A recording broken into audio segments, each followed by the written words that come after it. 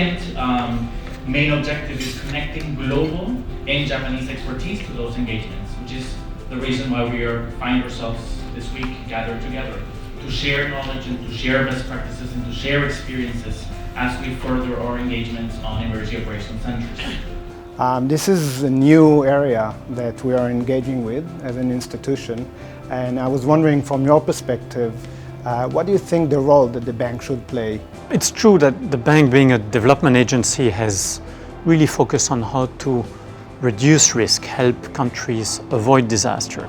But we'll share some practices from the US and some other countries to see if they can be applied at all for some lessons learned in your establishment or improvement of situational assessment.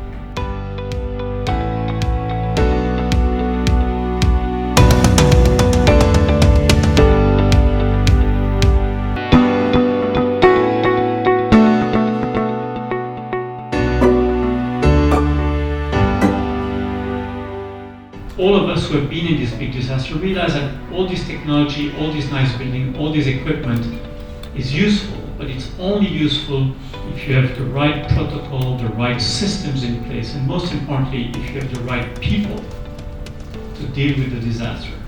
One other aspect I would also suggest is to look at how this information is delivered to communities and how we can look at the early warning services delivery aspect.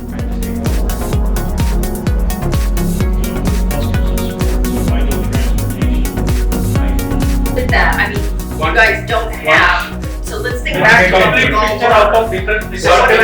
public information warning. Maybe you don't have that. Huge corrective action they've identified, Countries are learning more from each other from the same region because they are closer in terms of the geography, the challenges, but also the culture of responding. And therefore I believe that the regional exchanges and learning from each other is very helpful.